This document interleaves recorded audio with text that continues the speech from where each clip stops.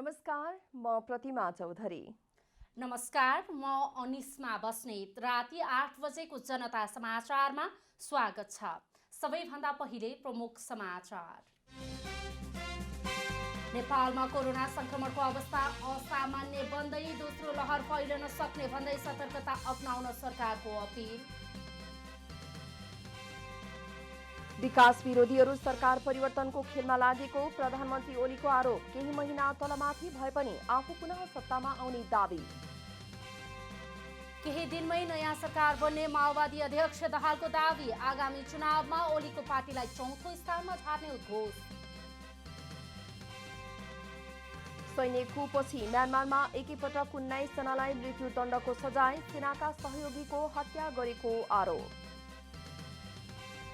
र 19औं आहार रारा गोल्ड कप फुटबलको उपाधि सङ्कटालाई अफ्रिकन रुट्स 4-2 गोल अन्तरले पराजित।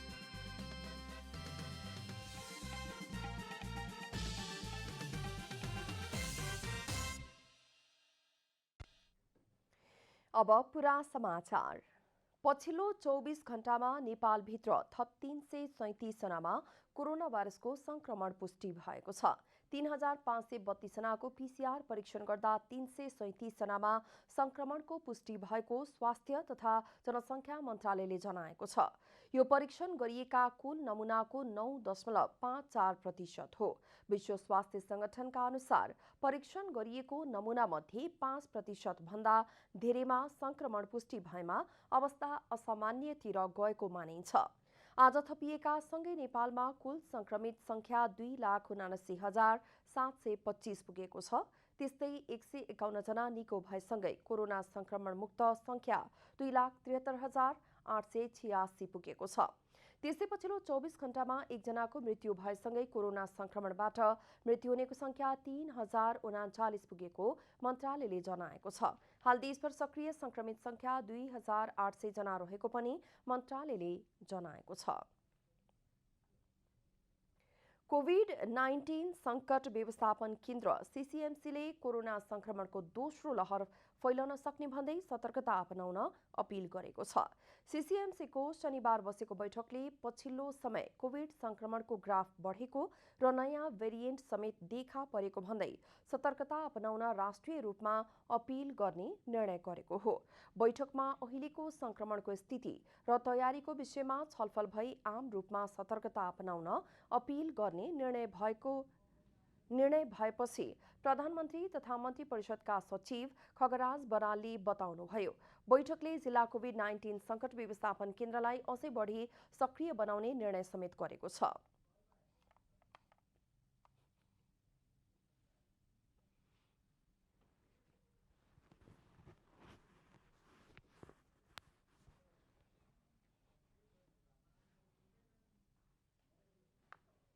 अहिले ग्राफ चाहिँ बढेको छ, विगतको भन्दा अलि बढेको देखिएको हुनाले अब सावधानी उपायहरू अपनाउनु के गर्नु पर्ला भन्ने छलफल चाहिँ भएको छ र त्यो छलफलले अहिले विशेष गरी निगरानी अनि यो सतर्कताका कुरालाई बढी जोड दिएको छ।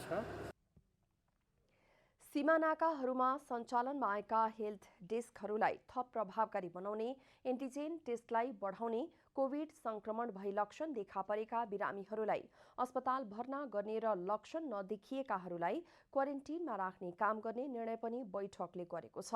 यसबाहेक कुनै पनि क्षेत्रबाट स्वास्थ्य मापदण्ड पालना नभई अटेरी रूपमा सञ्चालनमा आएको पाइए कडा कदम चाल्नुपर्ने अवस्था आउन सक्ने पनि सचिव बरालले बताउनुभयो।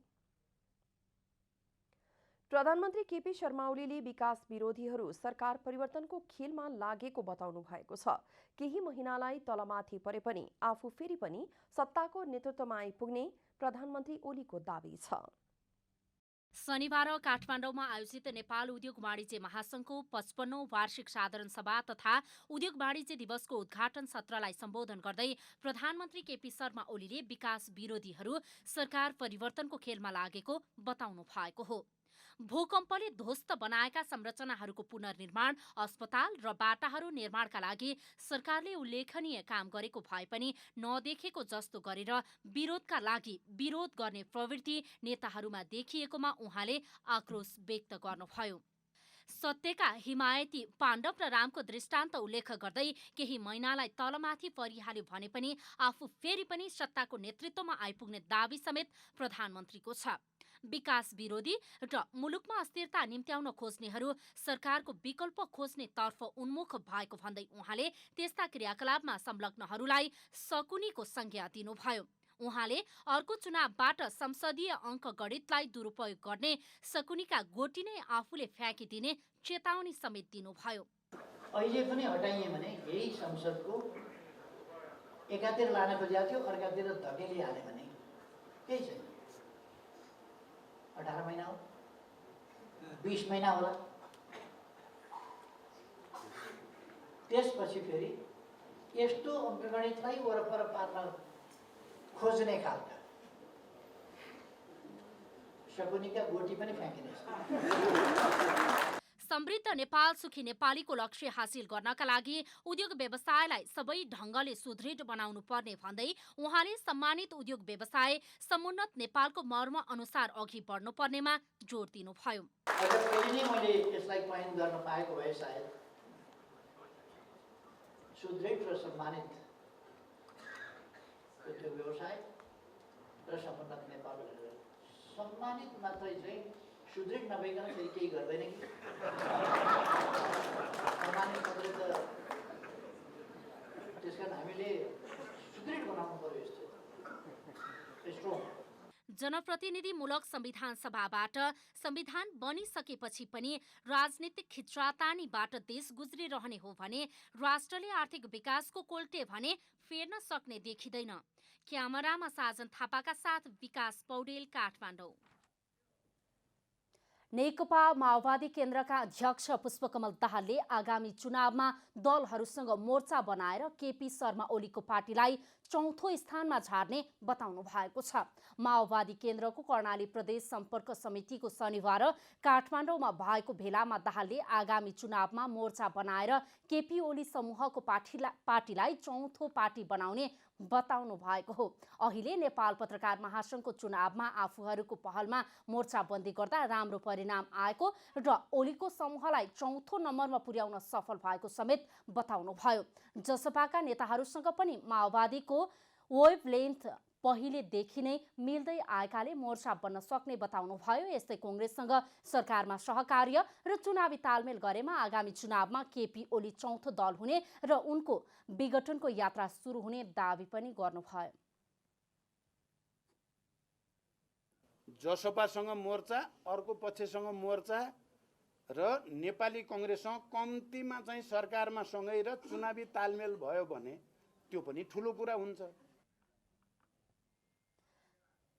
अध्यक्ष दाहालले केही दिनमै नयाँ सरकार बन्ने दावी समेत गर्नुभएको छ। शुक्रबार कांग्रेस सभापति शेरबहादुर देउवाको निवासमा बसेको 3 दलको बैठक सकारात्मक भएको र कांग्रेस पहिलो पटक खुलेर आएको र जसपा पनि सकारात्मक भएकाले नयाँ सरकार बन्ने विश्वास व्यक्त गर्नुभयो।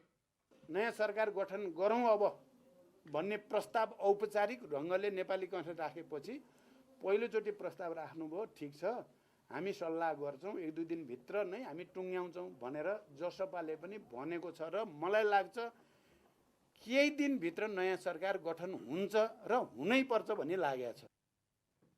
पार्टी एकता गरेर आफूले गल्ती नगरेको पनि अध्यक्ष दाहालले बताउनु भयो। तर केपी ओलीले भनेका केही कुरालाई सजिलै मानिदिनु आफ्नो गल्ती भएको स्वीकार गर्नुभयो। उहाँले आफ्नै संगठनभित्र रहेका शहीद परिवार, घाइते, अपाङ्ग, बेपत्ता परिवारसँग सम्बन्ध बलियो नबनाई अर्काको पछि लाग्दा अहिले दुःख पाएको पनि बताउनु भयो। अरू कसैको सहारामा चाहिँ हामीलाई 2 ठाउँमा बनाइयो, त्यसकारण गल्ती गरिएको छैन है कमरेडहरू। तपाईँहरू के भो भन्ने परेको छ भने केही नै भएको होइन। भएको हामीले शानदार ढङ्गले नेपालको इतिहासलाई, कम्युनिस्ट आन्दोलनलाई शक्तिशाली बनाएर समाजवादतिर लान खोजेकै हो। दुई पार्टीको बीचमा लप परिरहेको बेला अदालतले पार्टी विघटन गरिदिँदा अहिलेको अवस्था आएको बताउनु भयो। अदालतले पार्टीलाई पुरानै अवस्थामा फर्काइदिए पनि कम्युनिस्ट एकता अहिलेको अवस्थाका भएको पनि उहाँले बताउनु भयो। तर त्यस्तो एकता अब पार्टीलाई बलियो बनाएपछि मात्रै सम्भव हुने बताउनु भयो। भक्तपुरको ऐतिहासिक विस्का जात्रा सुरु भएको छ। 8 रात 9 दिनसम्म चल्ने यो जात्राको पहिलो दिन बिहान भैरवनाथका पुजारीले भैरवनाथको पूजा गरेसँगै सुरु भएको हो। गुठियार कार्यालय प्रमुख सँगसँगै स्थानीयहरूले भैरवनाथको पूजा गरेका थिए। त्यस्तै हनुमान ढोकाबाट ल्याइएको खड्गलाई गुठी प्रमुखले तलेजुका पुजारीलाई बुझाएका थिए। जात्रामा बेताल देवता र भद्रकालीको पूजा गरी रथमा राख्ने र सोही रथलाई स्थानीयहरूले तान्ने प्रचलन छ। सोही अनुरूप पूजा गरेर देवताहरूलाई टौमडी अगाडि तयार पारिएको रथमा राखेसँगै उक्त रथलाई तानेर गहिटीमा पुर्याएसँगै पहिलो दिनको जात्रा समापन गरिएको छ। राष्ट्रका विभिन्न क्षेत्रमा योगदान पुर्याएकाहरूलाई सरकारले वितरण गरेको पदकमा नेपालको नयाँ नक्सा प्रयोग नगरिएको भन्दै युवा सङ्घ नेपालले विरोध प्रदर्शन गरेको छ। शनिबार काठमाडौँको माइती घर मण्डलामा नेकपा एमाले माधव कुमार नेपाल पक्षीय निकट युवा सङ्घ नेपालका नेताहरूले विरोध प्रदर्शन गरेका हुन्। राष्ट्रपति विद्यादेवी भण्डारीले शुक्रबार शीतल निवासमा राष्ट्रका विभिन्न क्षेत्रमा योगदान पुर्याएकाहरूलाई विभिन्न मान पदवी अलङ्कार र पदक वितरण गर्नुभएको थियो। तर ती पदकहरूमा नेपालले गत वर्ष अनुमोदन गरेको नयाँ नक्सा प्रयोग नभई पुरानै नक्सा प्रयोग भएको छ। त्यसको विरोधमा युवा सङ्घ नेपालले शनिबार दिउँसो माइती घर मण्डलामा विरोध प्रदर्शन गरेको हो।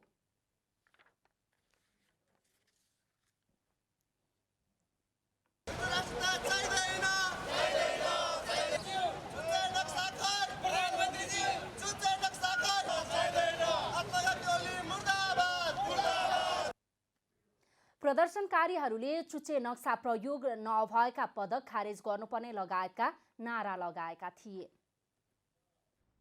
नेपाल पत्रकार महासंघका नवनिर्वाचित अध्यक्ष विपुल पोखरेलले महासंघको निर्णय प्रक्रिया र नीति निर्माणमा दलीय प्रभाव पर्न नदिने प्रतिबद्धता जनाउनु भएको छ। नवनिर्वाचित अध्यक्ष पोखरेलले महासंघका कुनै पनि कुरामा दलीय एजेन्डाको प्रभाव पर्न नदिने बताउनु भएको हो। त्यस्तै श्रमजीवी पत्रकारहरूको हक हितका मुद्दाहरूलाई अगाडि लैजाने सम्बन्धमा आफूले कहीँ कतै सम्झौता नगर्ने प्रतिबद्धता समेत जनाउनुभयो। महासंघ साझा संस्था हुन्छ, पत्रकार महासंघको संस्था महासंघ पत्रकारहरूको संस्था हुन्छ र यो संस्थाको निर्णय प्रक्रिया र नीति निर्माण प्रक्रियामा कुनै पनि दलीय प्रभाव र दलहरूको चाहिँ एजेन्डाको चाहिँ तपाईँको त्यहाँ कुनै पनि इम्प्याक्ट पर्न दिँदैनौँ हामीले। यस्तै नवनिर्वाचित वरिष्ठ उपाध्यक्ष रमेश विष्टले पनि पत्रकार महासंघमा दलीय छाया पर्न नदिने प्रतिबद्धता जनाउनु भएको छ। महासंघलाई पत्रकारहरूको साझा चरित्रको संस्थाको रूपमा विकास गर्ने पनि बताउनुभयो। सबै पत्रकारहरूको छाता संस्था, व्यावसायिक संस्था, नागरिकहरूको एउटा अगुवा संस्थाका रूपमा हामी यसलाई विगतको परम्परा र इतिहासलाई समेत मध्यनजर गरेर एउटा साझा चरित्रको संस्थाका रूपमा विकास गर्छौँ। महासंघको चुनावमा पोखरेलको उम्मेदवारी नेपाली कांग्रेस निकट प्रेस युनियन नेपाल, नेकपा माओवादी केन्द्र निकट प्रेस संगठन नेपाल र नेकपा एमालेको माधव नेपाल समूह निकट प्रेस चौतारी सहित 11 संगठनका तर्फबाट रहेको थियो। अध्यक्षमा नेकपा एमालेको ओली समूह निकट प्रेस चौतारी, जनता समाजवादी निकट प्रेस मञ्च, विप्लव निकट जनपत्रकार संघ लगायतको प्यानलबाट निर्मला शर्माको उम्मेदवारी थियो। त्यसबाहेक गजेन्द्र बुढाथोकीले पनि अध्यक्षमा उम्मेदवारी दिनुभएको थियो।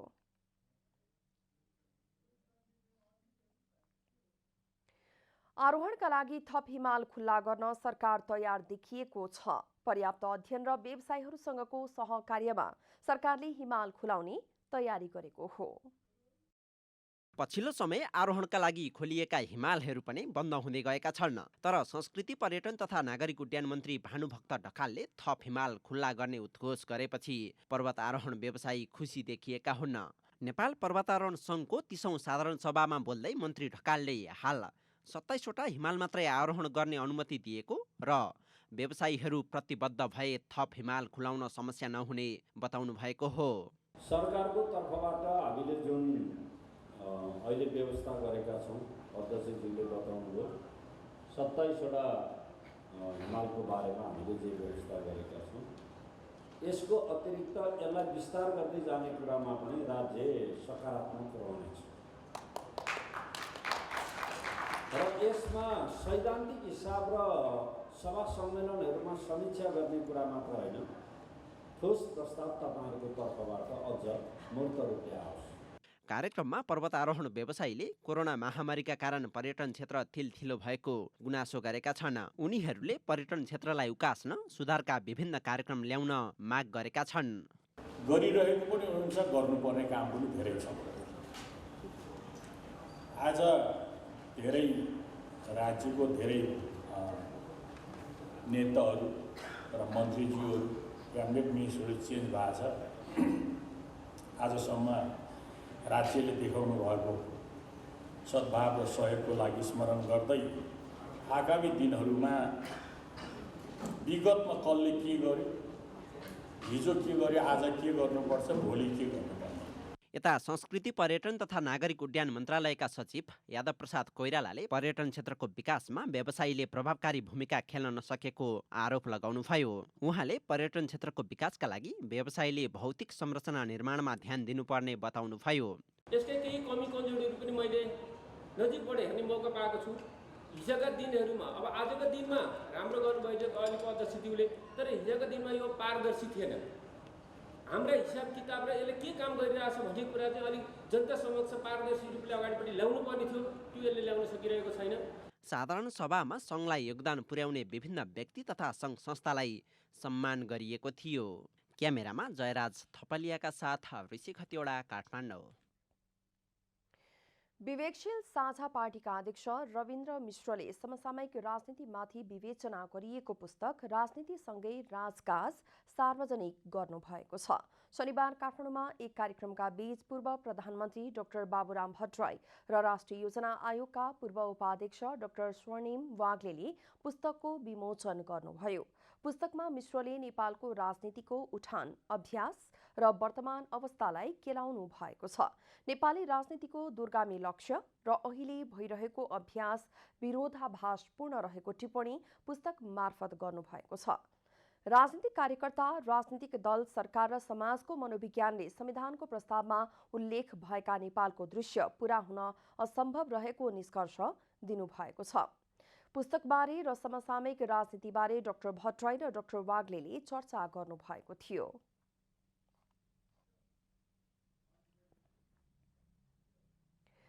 कुनै पनि देशको स्तरीयता केही हदसम्म त्यस देशको पुस्तकालयले देखाउँछ। नेपालको राष्ट्रिय पुस्तकालयको अवस्था भने अलपत्र छ। 2018 सालमा सिंहदरबारबाट हरिहर भवनमा सारिएको राष्ट्रिय पुस्तकालय 2072 सालको भूकम्पले क्षतिग्रस्त भएपछि यसको विकल्पमा अर्को ठाउँ खोज्ने कार्य तीव्र बन्यो। फलस्वरूप जमल स्थित त्रिभुवन विश्वविद्यालयले भोगचलनको अधिकार पाएर अलपत्र रहेको जमलको जग्गा उपयुक्त देखिएपछि जग्गा प्राप्ति एवं निर्माण कार्यमा पुस्तकालय अघि बढिसकेको भए पनि सरकारले भने त्यसलाई अड्काएर राखेको छ। शिक्षा मन्त्रालयले विश्वविद्यालयलाई भोगचलनको अधिकार दिएको थियो। यद्यपि त्रिभुवन विश्वविद्यालयले त्यस जग्गाको प्रयोग गरेन। सम्बन्धित महानगरमा जग्गा भोगचलनको औचित्य र कागजात खोज्दा कानुनी प्रमाण नभएपछि भूमि व्यवस्था तथा गरिबी निवारण मन्त्रालयको सिफारिसमा मन्त्री परिषदको निर्णयबाट भोगचलनको अधिकार राष्ट्रिय पुस्तकालयमा आयो। लाल पूर्जा पाएर मालपोत समेत तिरेर अघि बढेको पुस्तकालय पुराना भवन भत्काएर नयाँ बनाउने चरणतर्फ अघि बढिरहेकै बेला सरकारले भने अकस्मात अर्को निर्णय नभएसम्मका लागि तत्काल कार्य अघि नबढाउनु भन्दै पुस्तकालयलाई रोकेको हो। काठमाडौँको मध्यभाग हुनुका साथै अधिक कलेजहरूको सामिप्यतामा पर्ने हुँदा पुस्तकालयको लागि जमल स्थित उक्त स्थान पायक पर्ने धेरैको बुझाइ छ। अझ बजार गर्न आउने व्यक्तिहरू केही समय पुस्तकालय प्रवेश गर्न समेत पायक पर्ने हुँदा देशको पठन संस्कृतिमा समेत वृद्धि आउने राष्ट्रिय पुस्तकालय प्रमुख उपेन्द्र प्रसाद मैनाली बताउनुहुन्छ। पुस्तकालयको कार्यालय अघि नबढाउन सरकारले निर्णय गरेपछि पूर्व प्रधान न्यायाधीश सुशीला कार्की, समाजशास्त्री चैतन्य मिश्र, शताब्दी पुरुष सत्यमोहन जोशी, प्राध्यापक कृष्ण खनाल लगायतका 59 जना बौद्धिक व्यक्तित्वले प्रधानमन्त्री केपी शर्मा ओलीलाई अपील गर्नु भएको थियो। तर पनि सरकारी उदासीनता अझै जिउका त्यौं छ। लालपूर्जा पाएर टेन्डरका लागि माटो परीक्षण, वातावरणीय मूल्याङ्कन लगायतका सबै कार्य सकेर अघि बढेको पुस्तकालयलाई सरकारले 2077 मा निर्णय गर्दै अकस्मात रोक्ने कार्य गरेको छ। त्यसपछि अलपत्र बनेको पुस्तकालयले आफ्ना पुस्तकहरूको संरक्षणका लागि भवन चाहर्ने बाहेक कार्य गर्न सकेको छैन। लाल पूर्जा समेत हातमा आएर सबै कार्य अघि बढाइरहेको राष्ट्रिय पुस्तकालयको नयाँ भवन निर्माणको प्रक्रिया अगाडि बढाउन पूर्व भोग चलनको अधिकार पाएको जिम्मेवार संस्थाका व्यक्ति र केही व्यवसायीको पार्किङ भवन बनाउने इच्छाले समेत रोकिरहेको छ। रुकमाङ्गत कटवाल ट्रस्टले देशभरिका विद्यालयहरूमा अध्ययनरत गरिब तथा जिहेन्दार विद्यार्थीहरूलाई छात्रवृत्ति प्रदान गर्दै आएको छ।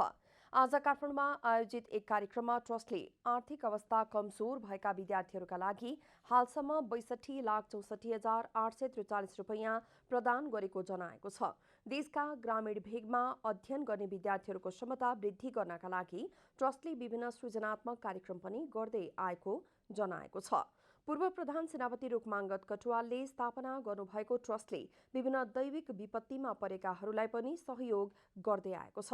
2072 सालको भूकम्पदेखि हावाहुरीका पीडितहरूलाई पनि सहयोग गरेको ट्रस्टले आगामी दिनमा विभिन्न सामाजिक कार्यहरू गर्दै जाने जनाएको छ।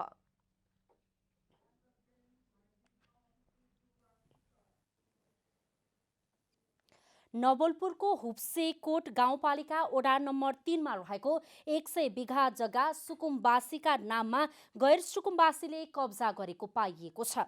2040 सालदेखि 2055 सालसम्म पटक पटक सुकुम्बासी आयोगले जग्गा दिएको भए पनि उक्त जग्गा गैर सुकुम्बासीले ओगटेको पाइएको हो। नवलपुरको हुप्सेकोट गाउँपालिका वडा नम्बर 3 मा रहेको 100 बिघा जग्गा 200 बढी सुकुम्बासीले खनजोत गर्दै आएको भए पनि जग्गा धनी पूर्जा भने गाउँका भूमाफियाको नाममा रहेको पाइएको छ। साबिक देउराली गाविसको वडा नम्बर 3 र 4 बेलहानीदेखि गिरुवारी हुँदै जुल्फीटारसम्म सुकुम्बासीले जंगल फाँडेर बसोबास सुरु गरेका थिए। पटक पटक सुरक्षा निकाय, वन कार्यालय र सम्बन्धित निकाय मिलेर बस्ती उठाउने, बस्तीमा आगो लगाउने समेत गरियो। त्यो सफल नभएपछि अन्ततः सुकुम्बासीलाई जग्गा वितरण सुरु गरिएको थियो। आफूहरू 2037 सालदेखि बस्दै आएको भए पनि लाल पूर्जा नभएको स्थानीयको भनाइ छ। अहिले चाहिँ अलि ठुला नेताहरूले चाहिँ यो अर्कैको जग्गा हो, यो छोड्नुपर्छ, यो अर्कैको नामको छ भनेर सुन्नमा आहा। तर हामीले चाहिँ जति जोतभोग गरेर त्यो हाम्रो माग चाहिँ जति हामीले जोतभोग गरेर अहिलेसम्म खेतीपाती लागेर त्यो आफ्नो नाममा पूर्जा पाम भन्ने हाम्रो यही धारणा छ। 34-35 सालबाट चाहिँ हामी चाहिँ जोतखोर गरेर बसिहेर्नुहोस्। बस्दाखेरि चाहिँ यो भूमाफीहरूले के गरे भनेदेखि चाहिँ परासी दुर्घटनामा बसेर पूर्जा चाहिँ आफ्नो नाममा, आफ्नो नाटागोटाको नाममा पूर्जा चाहिँ दिए। हुप्सेकोट गाउँपालिका 3 गिरुवारीमा सरस्वती संस्कृत तथा साधारण मावि विद्यालय निर्माणका लागि सुकुम्बासीले लाल पूर्जा पाउँदा सँगसँगै अन्यलाई पनि जग्गा बेचिएको थियो। तर उक्त रकम विद्यालयको खातामा भने गएको छैन। त्यहाँ चाहिँ हामी विगत 35-36 सालदेखि जङ्गललाई फानी गरेर त्यति बेला अब अहिले भए अवैध थियो, त्यति बेला जङ्गल फानी गरेर हामीले बसोबास गरियो। 37 सालमा त्यही जङ्गल फानी गरे बापत सरकारले हामीलाई त्यहाँबाट चाहिँ उठाउने कोसिस गरेर आगो लगाउने काम पनि गर्यो हामी बसेको घरमा। र हामी अन्त जाने ठाउँ थिएन, फेरि बसोबास गऱ्यौँ।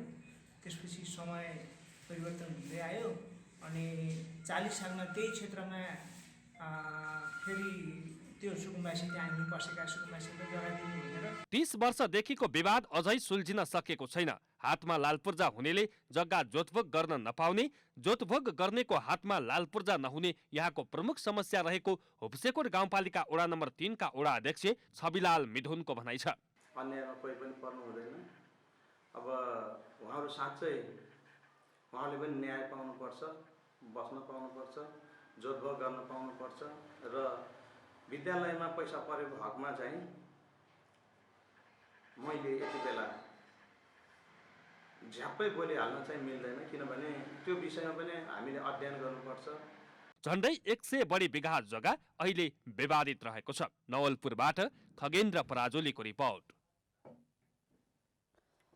लमजुङको मर्स्याङ्दी करिडोरमा निर्माणाधीन 220 केबी राष्ट्रिय प्रसारण लाइन प्रभावितहरूले आफ्नो जग्गाको लाल पूर्जा चलाएका छन्। राष्ट्रिय प्रसारण लाइन निर्माणका क्रममा यसअघिका विवाद समाधान नहुँदै क्षतिपूर्तिका लागि सूचना जारी गरेको भन्दै प्रभावितहरूले विरोध स्वरूप लाल पूर्जा जलाएका हुन्। जिल्ला प्रशासन कार्यालय लमजुङले एक सूचना जारी गर्दै 220 केबी प्रसारण लाइन अन्तर्गत लमजुङका प्रभावितहरूलाई क्षतिपूर्ति लिन र उक्त जग्गाभित्र घर बनाउन तथा रुख बिरुवा रोप्न निषेध गरेको थियो। प्रभावितहरूले विगत 4 वर्ष अघिदेखिका समस्याको कुनै सम्बोधन नगरी जनताको अधिकार खोज्ने काम गरेको भन्दै प्रभावितहरू विरोधमा उत्रिएका छन्। आफ्नो नाममा भएको जग्गा आफैले उपभोग गर्न नपाएपछि सुकुम्बासी बन्नु परेको उनीहरूको भनाइ छ। लालपूर्जा जलाउनु अघि एपिक लमजुङको अगुवाईमा प्रभावितहरूले जिल्ला प्रशासन कार्यालय पुगेर विभिन्न मागसहित प्रशासनको ध्यानाकर्षण समेत गराएका थिए। प्रभावितहरूको हक अधिकार र न्यायको निम्ति सम्बन्धित निकायले कुनै चासो नदिँदा पीडितको पक्षमा वकालत गर्दै आएको एपिक लमजुङले जनाएको छ। प्रभावितहरूले प्रसारण लाइनको राइट अफ वे 15-15 मिटर नभई अन्तर्राष्ट्रिय मापदण्ड अनुसार हुनुपर्ने, व्यक्तिको नाममा लालपूर्जा हुँदासम्म त्यसको उपभोग सम्बन्धित व्यक्तिले नै गर्न पाउनुपर्ने, सम्बन्धित व्यक्ति तथा उपभोक्तासँग छलफल नगरी बिना सहमति सम्पत्तिको हस्तक्षेप गर्न नपाउने जस्ता माग समेत राखेका छन्। लमजुङबाट सन्देश पौडेलको रिपोर्ट। अब आर्थिक समाचार। आर्थिक समाचारका साथमा अर्घाखाँची ओपिसी सिमेन्ट, सबैभन्दा स्तरीय सिमेन्ट।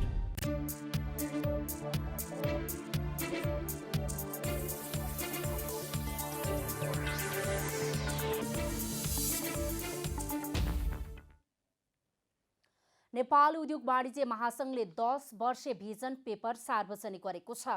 कोरोनाको कारण रोकिएको साधारण सभा सम्पन्न गर्दै महासंघले आगामी दशकभर दोहोरो अङ्कको आर्थिक वृद्धि दर कायम गर्ने गरी दीर्घकालीन रणनीति सार्वजनिक गरेको हो। नेपाल उद्योग वाणिज्य महासंघको 55औं वार्षिक साधारण सभा तथा उद्योग वाणिज्य दिवसको अवसरमा शनिबार काठमाडौँमा आयोजित कार्यक्रममा महासंघले 10 वर्षे भिजन पेपर राष्ट्रिय आर्थिक रूपान्तरण 2030 को मार्गचित्र सार्वजनिक गरेको छ। महासंघका अध्यक्ष शेखर गोल्छाले अर्थतन्त्र सुधार र निजी क्षेत्रको तर्फबाट मुलुकको समृद्धिमा योगदान दिनका लागि राष्ट्रिय आर्थिक रूपान्तरण 2030 को मार्गचित्र तयार पारिएको बताउनु भएको छ। महासंघले आफ्नो दीर्घकालीन योजनामा 34 अर्ब डलरको राष्ट्रिय अर्थतन्त्रलाई 100 अर्ब डलरमा पुर्याउनुका साथै वार्षिक 4 लाखका दरले 22 लाख रोजगारी सिर्जना गर्नुलाई मुख्य लक्ष्यका रूपमा राखेको पनि अध्यक्ष गोल्छाले जानकारी दिनुभयो। योजनालाई सफल पार्न नीतिगत सुधारदेखि कोभिडले थलिएका साना तथा मझौला उद्योगका समस्याको पहिचान, अर्थतन्त्रको सुधार गर्ने कार्यमा सरकारसँग सहकार्य गर्ने अध्यक्ष गोल्छाले बताउनुभयो। श्रम राजस्व लगायतका अन्य पनि व्यवसायहरूको समस्या समाधानको लागि सदस्य सेवा केन्द्र स्थापना गरेका छौँ। हामीले कानुनी व्यवसायी, चार्टर्ड अकाउन्टेन्ट र विज्ञहरूलाई यस केन्द्र मार्फत सेवा दिने आग्रह गरेका छौँ। नेपाल उद्योग वाणिज्य महासंघको लघु, घरेलु, साना तथा मझौला उद्यमीहरूको शीतल छहारी बन्नुपर्छ भन्ने मेरो मान्यता हो। यी उद्यमीहरू अहिले समस्यामा छन्। वित्तीय सहजताको साथ राजस्व छुट र आवश्यक अनुसार नगद अनुदान समेतको व्यवस्था हुने गरी लघु, घरेलु तथा साना उद्यम विकासको कार्यक्रम आवश्यक छ। हामी सहकारी गरौँ। महासंघले दीर्घकालीन योजना अनुरूप लक्ष्यमा पुग्नका लागि विभिन्न पदाधिकारीको संयोजकत्वमा इकाइ कमिटी गठन गरेको पनि जनाएको छ। त्यस्तै महासंघले नेपाल भारत ज्वाइन्ट बिजनेस फोरमको पहिलो सम्मेलन अप्रिल 28 र 29 मा नेपालमा गर्ने योजना रहेको बताएको छ। महासंघले राष्ट्रिय अर्थतन्त्रमा 22% योगदान दिने साना तथा मझौला उद्योगको पुनरुत्थानका लागि सहयोग गर्न सरकारलाई आग्रह समेत गरेको छ। अव्यावहारिक अनुगमनका कारण व्यवसायीलाई समस्या परेको भन्दै महासंघका अध्यक्ष गोल्छाले त्यसतर्फ सरकारको ध्यान आकर्षण गराउनुभयो। सामान्य प्रधानमन्त्रीज्यू, उद्योग क्षेत्रको परम्परागत समस्याहरूसँगै अहिले जग्गा प्राप्ति ठूलो समस्या परेको छ। मूल्य आकाशिएको छ। त्यसैले औद्योगिक क्षेत्र, विशेष आर्थिक क्षेत्रमा के समस्या छन् केलाउँ, त्यसको समाधान निकालौँ। अव्यावहारिक अनुगमनले व्यवसाय समस्यामा पारेको प्रति हामी संवेदनशील छौँ। राजस्व सुधारका कार्यक्रम अन्तर्गत हामीले एकीकृत कानुनको व्यवस्था आवश्यक मानेका छौँ। भिजन पेपरमा हामीले करिब 14वटा कानुनमा सुधार आवश्यक भएको उल्लेख पनि गरेका छौँ। गेम चेन्जर परियोजनाहरूमा लगानी गर्न राष्ट्रिय पुँजीले मात्र नसक्ने अवस्थामा सरकारले निजी क्षेत्रलाई पनि सँगसँगै लैजानका लागि सौहार्दपूर्ण वातावरण बनाउनु पर्ने आवश्यकता देखिन्छ। क्यामेरामा साजन थापाका साथ विकास पौडेलको रिपोर्ट। अब खेलकुद समाचार।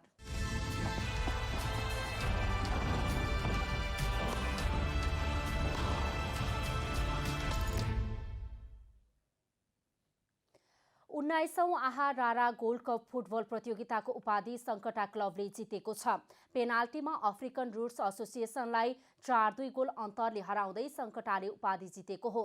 पेनाल्टीमा सङ्कटाका अमित तामाङ, सुभाष गुरुङ, निरज बस्नेत, आयुष घलानले गोल गरे। सङ्कटाले पहिलो पटक आहा रारा गोल्ड कपको उपाधि जितेको हो। पोखरा रङ्गशालामा निर्धारित 90 मिनेटमा दुवै टोलीले 1-1 गोल गरेका थिए। थपिएको 30 मिनेटको समयमा सङ्कटा र अफ्रिकन रुट गोल गर्न असफल भएपछि खेल पेनाल्टीमा गएको थियो। प्रतियोगिताको विजेता सङ्कटाले 10,01,000 रुपैयाँ पुरस्कार हात पारेको छ। उपविजेता बनेको अफ्रिकन रुट्सले 5,01,000 रुपैयाँ प्राप्त गरेको छ।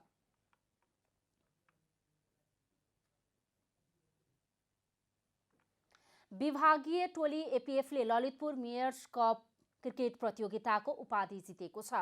कीर्तिपुर स्थित त्रिभुवन विश्वविद्यालयको मैदानमा सम्पन्न खेलमा विभागीय टोली एपीएफले सुदूरपश्चिम प्रदेशलाई 8 विकेटले पराजित गर्दै उपाधि उचालेको हो। सुदूरपश्चिम प्रदेशले प्रस्तुत गरेको 107 रनको लक्ष्य एपीएफले 22 बल बाँकी छँदै भेटाउन सफल भएको थियो। खेलमा ओपनर ज्योति पाण्डेले 36 रनको योगदान गर्दा कप्तान सीता राणा मगरले 27 रनको पारी खेलिन्। इन्दु वर्मा र ममता चौधरीले क्रमशः अभिजित 19 र 15 रन जोड्दै टोलीलाई जिततर्फ डोर्याएका थिए। यसअघि पुरै 20 ओभर खेल्दै सुदूरपश्चिमले 7 विकेट गुमाएर 106 रन जोडेको थियो। सर्वाधिक 44 रन जोडेकी बिन्दु रावल अभिजित रहँदा डोली भट्टले 14 तथा रेवती धामीले 10 र कविता कुँवरले 13 रन जोडेका थिए। एपीएफका लागि बिनु बुढा, सीता राणा मगर, सुषमा श्रेष्ठ, करुणा भण्डारी र रेखा रावलले समान 1-1 विकेट लिए। सहज जित निकालेको विजेता एपीएफले 3 लाख रुपैयाँ नगद पुरस्कार प्राप्त गर्यो। यस्तै उपविजेता बनेको सुदूरपश्चिमले 1,50,000 रुपैयाँ प्राप्त गर्यो। 5 टोलीले सहभागिता जनाएको प्रतियोगितामा उत्कृष्ट ब्याट्स वुमन प्रदेश 1 की रुबिना छेत्री चुनिँदा उत्कृष्ट बलर बिनु बुढा मगर घोषित भइन्। यस्तै विजयी टोलीकी कप्तान सीता राणा मगर प्रतियोगिताको उत्कृष्ट खेलाडी बनिन्। उत्कृष्ट ब्याट्समन र बलरले जनै 15,000 रुपैयाँ पाउँदा सर्वोत्कृष्ट सीताले नगद 25,000 रुपैयाँ प्राप्त गरिन्। अब मौसम समाचार।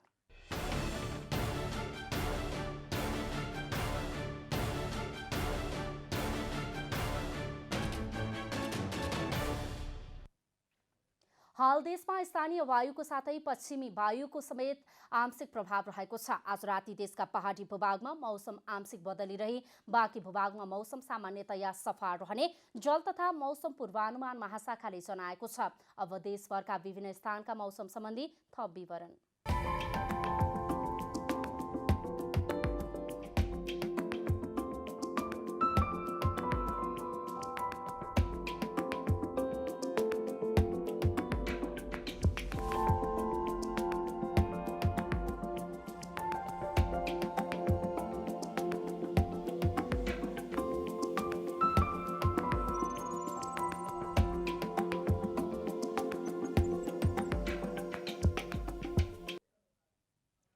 अन्त्यमा आजको डायरी। प्रधानमन्त्री केपी शर्मा ओलीले विकास विरोधीहरू सरकार परिवर्तनको खेलमा लागेको बताउनु भएको छ। केही महिनालाई तलमाथि परे पनि आफू फेरि पनि सत्ताको नेतृत्वमा आइपुग्ने प्रधानमन्त्री ओलीको दाबी छ।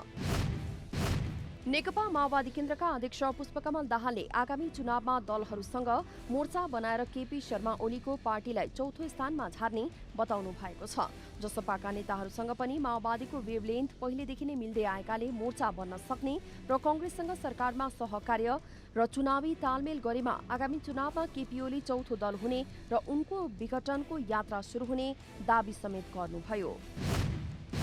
नेपाल पत्रकार महासंघका नवनिर्वाचित अध्यक्ष विपुल पोखरेलले महासंघको निर्णय प्रक्रिया र नीति निर्माणमा दलीय प्रभाव पर्न नदिने प्रतिबद्धता जनाउनु भएको छ।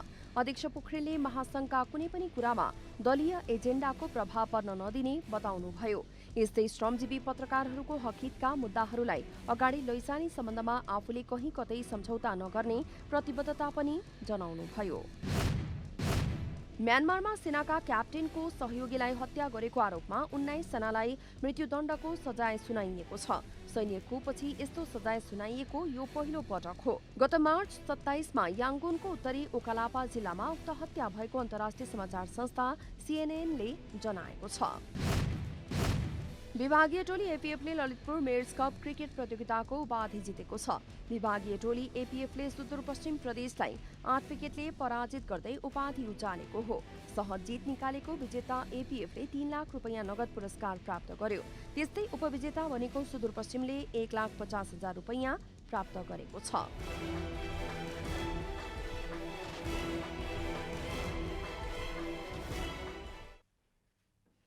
जनता समाचार अहिलेलाई यति नै। जनताद्वारा जनताका लागि प्रसारित जनता टेलिभिजनका कार्यक्रमहरू युट्युब, ट्विटर, फेसबुक र हाम्रो वेबसाइट जनतासमाचार.com मा पनि पढ्न र हेर्न सक्नुहुनेछ। सूचनामा तपाईको सहभागिता, समयमा समाचार हाम्रो प्रतिबद्धता। कोरोना भाइरसको संक्रमणबाट बस्न नियमित रूपमा साबुन पानीले मिचिमिची हात धौँ, भिडभाडबाट टाढै रहौं। नमस्कार।